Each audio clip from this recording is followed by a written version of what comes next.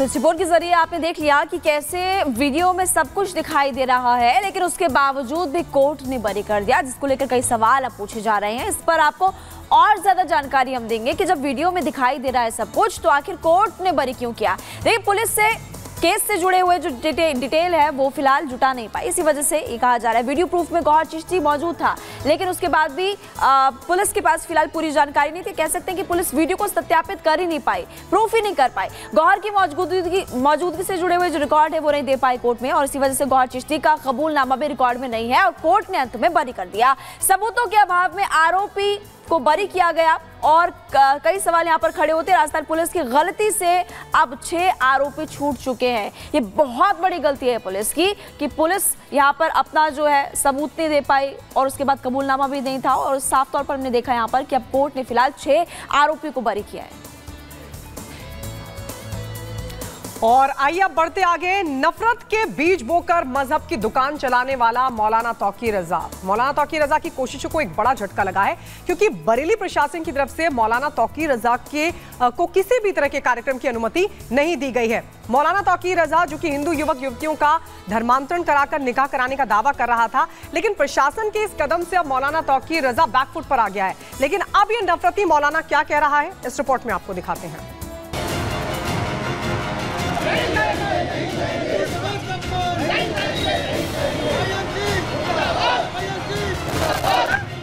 UP के CM Yogi Adityanath लातों के भूत का इलाज भी जानते हैं, और नफरती मौलानाओं के होश ठिकाने लगाना भी जानते हैं।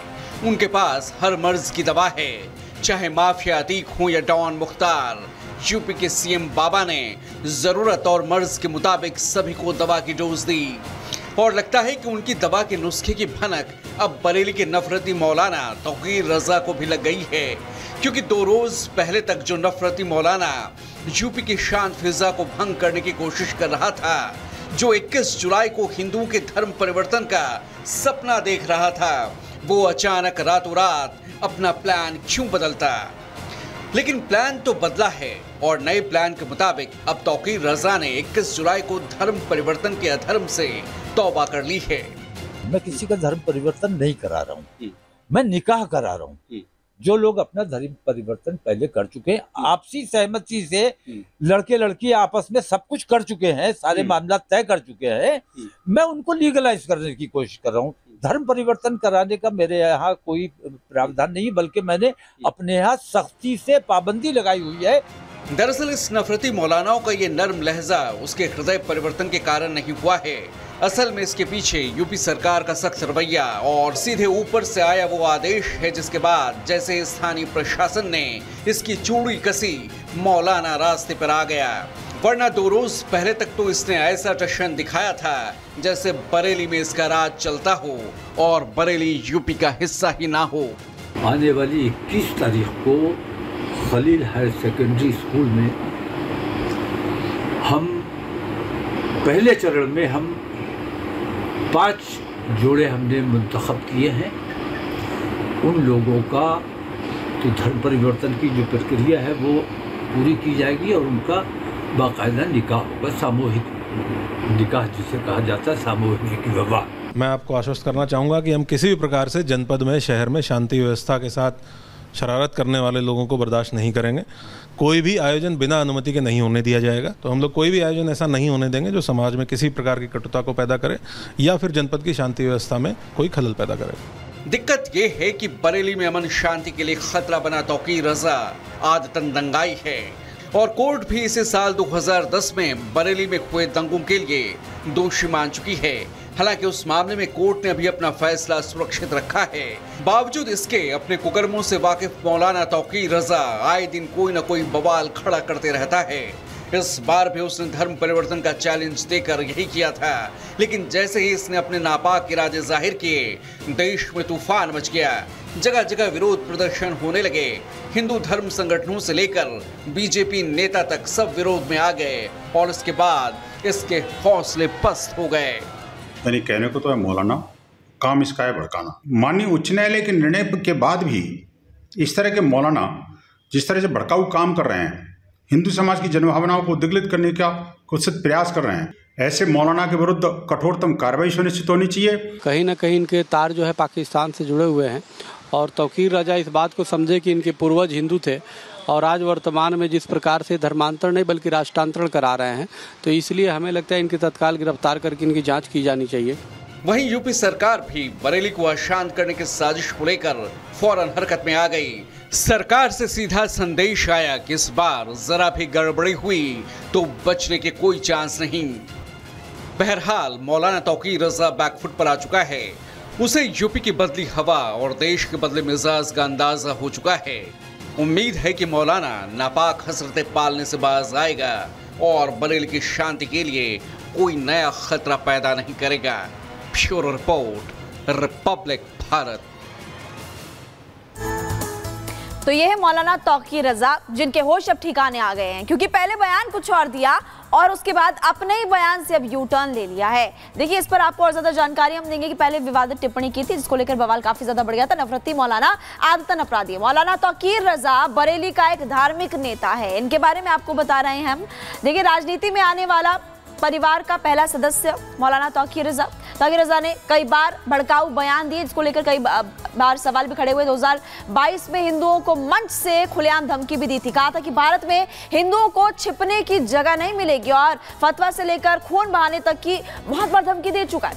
इसके अलावा बरेली में 2010 के दंगा केस का मुख्य आरोपी भी है मौलाना तौकीर रजा। अब की बार देखिए, बरेली में सामूहिक धर्मांतरण की बात कहते हुए नजर आया था। उसके बाद हालांकि अब अपने बयान से यू टर्न ले लिया है।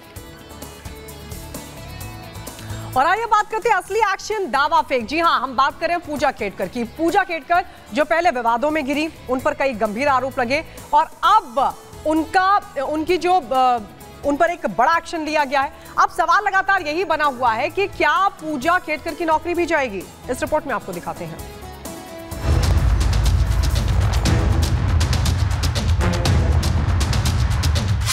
विवादों का पिटारा, ट्रेनिंग से छुट्टी,